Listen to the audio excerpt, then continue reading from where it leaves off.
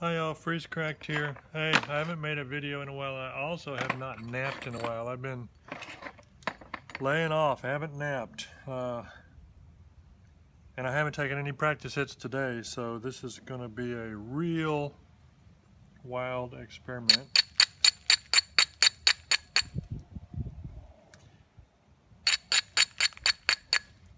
My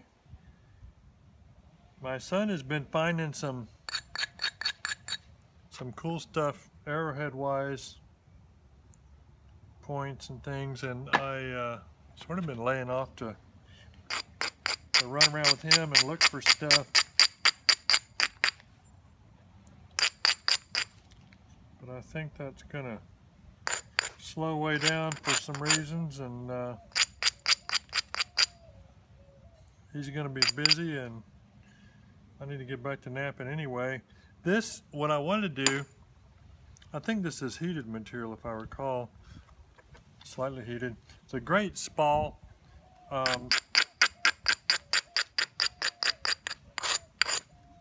Met a guy recently that's young and talented and stronger than me. He's a good spaller, and he's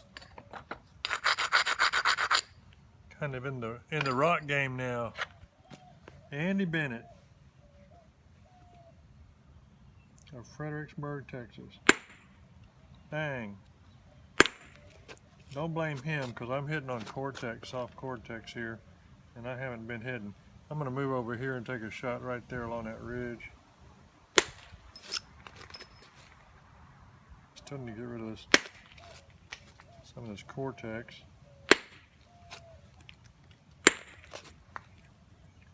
Go the other way.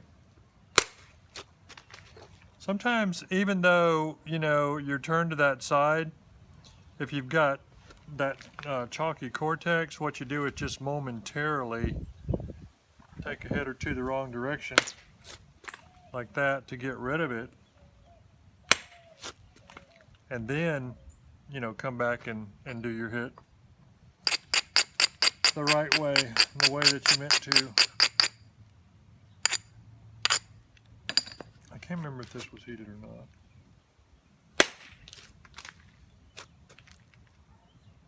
Let's just get a light heat on it. I got a number of rocks from him, but I think this is a spall that he had put a light heat on.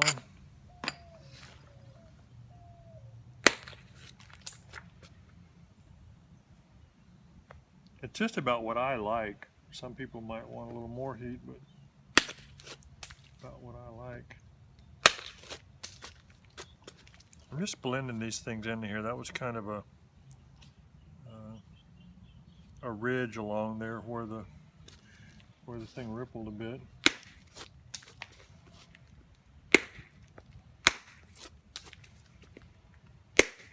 A lot of times with the cortex, I just like to put the thing down on my leg and just hit down.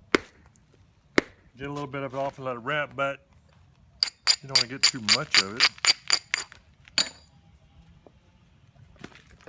Alright, so I got a bulb there that I need to work on, but I still got all this, still got quite a bit of cortex. So I'm going to get a little more aggressive and just come in some on there to get high areas to come across, because since I haven't been napping, I don't really feel like doing much.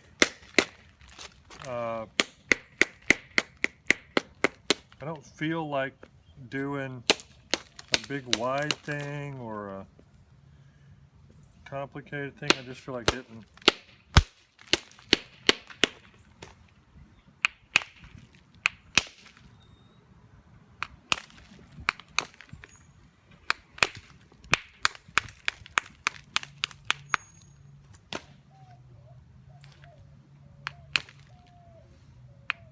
You might notice I'm not supporting underneath much.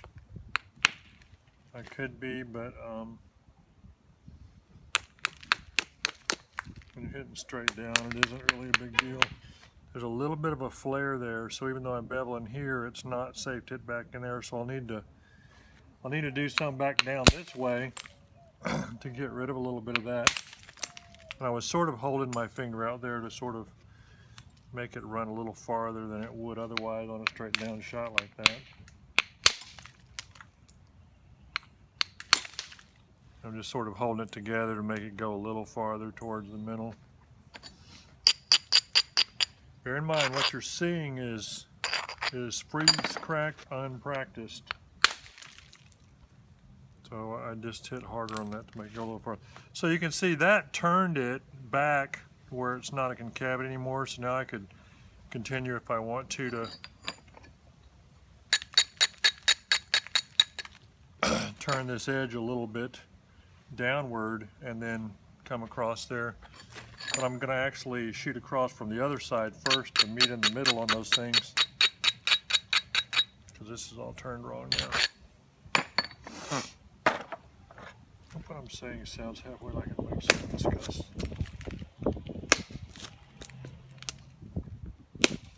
haven't been videoing either.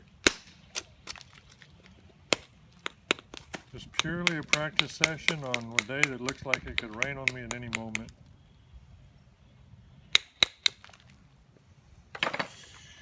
And you're like, well, what instructional value is this video to me? None. Unless I get in some real trouble with something and show you how to get out of it. This scrubbing I'm doing on this is, you know, I do that too much. I show you all a lot of scrubbing, which you can get away with if you are like me and you swing for the fences sometimes, and then also you stop doing all that weirdness when you get down close to the end and start paying better attention to your edges and doing things a little more quote unquote right.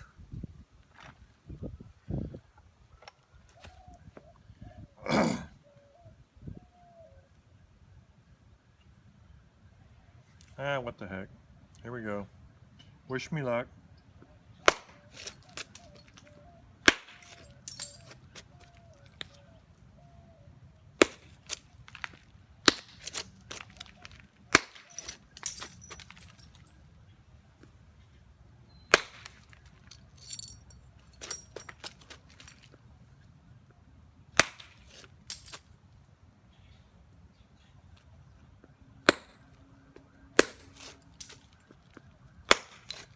Really, the main thing I'm just trying to do is get cortex off.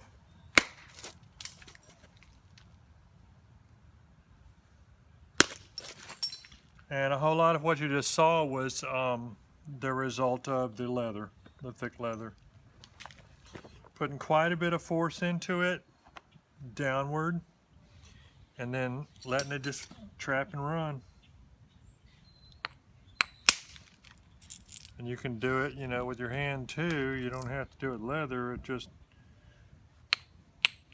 requires more experience if you do it with your hand.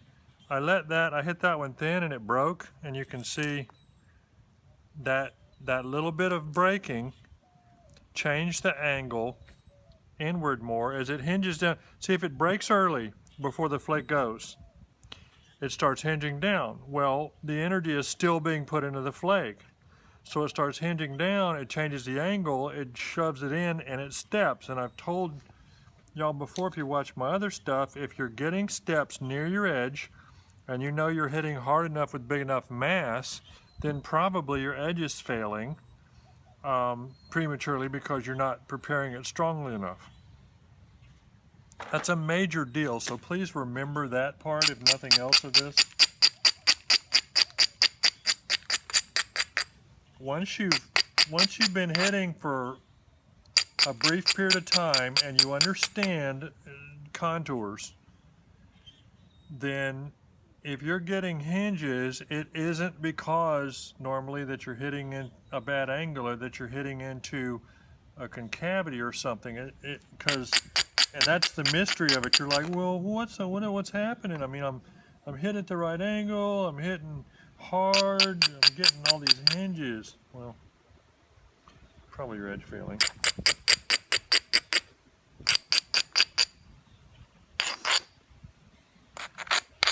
And to a certain extent, think hinges are a good thing because they sure teach people a lot about how to fix them. I got a hump here. So I got this fairly stiff, and it's kind of up close to the center line for a thick flake, but it isn't good. I mean, this is not high quality, but let's see what I can do. So I'm supporting it strong at the back, and I'm going to have this part, this hump, on hump right here, that ridge. I'm going to try and hit along that. It may work and it may not. So it lowered that quite a bit and just sort of feathered into there. I don't even know why I took all the time explaining that. It's not like it was anything great. My son found an old point the other day that was really cool. It's a San Patrice, and had a hard hit up from the bottom to put to flute it, to thin the bass. So there was a big hinge there. It had a hard hit in where the guy was a little too ambitious. Probably, I don't know if the platform failed a little bit or he just tried to hit through more mass than he could, but it had a hinge right there. And the coolest thing, I mean, he took an amazing hit. I don't know if it's punch work or how he did it, but he took an amazing hit from up here, shooting down across that and across this, and actually terminated down here by one of the notches, trying to cut off both those hinges at once is what it looked like. It's sort of a brilliant move. It didn't quite get them. It was close. It skirted both of them. May have helped a little on them, but it just, I saw that, I was like, that is so cool. I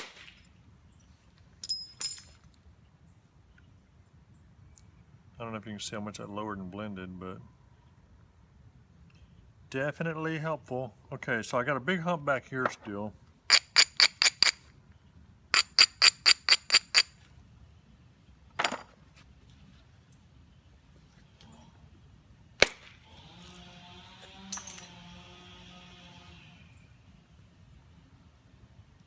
Still working on balance stuff.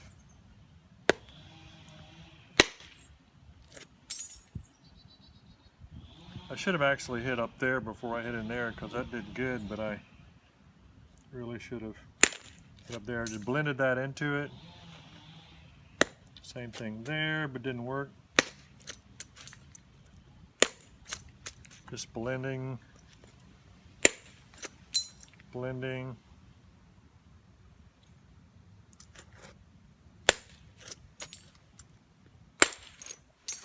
That was harder, just running straight up into that.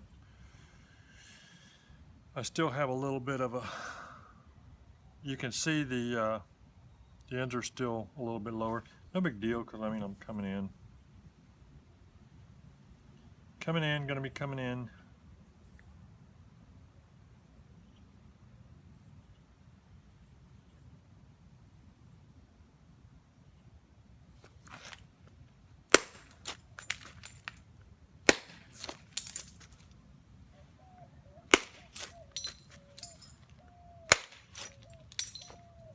But see, when you hit with a bigger mass and you support it and you hit harder, you get longer stuff that goes, you can hit it flat or lower, and it thins and it goes past the center line and hinges, and then you get it from the other side. You just keep going back and forth doing that.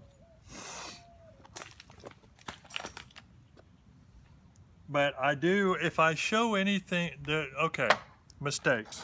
The main things I do wrong, other than the fact that I don't do good edge prep a lot of the time, I'm almost never showing you, I'm never setting up a bunch of isolated platforms, which is a standard technique that a number of nappers use a lot. And I'm not very organized with the reduction process usually. And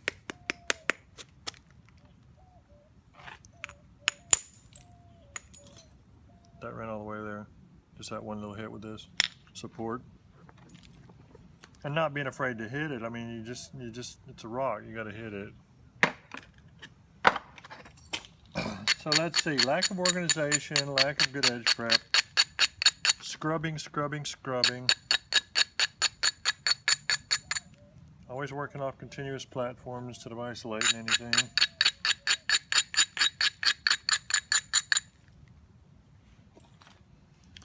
And you say, okay, well, why are you then able to make some stuff that looks like it may be pretty well made?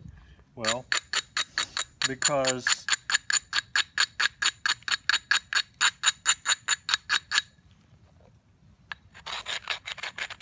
in a lot of ways, hang on a sec, hold that thought, I'll be right back.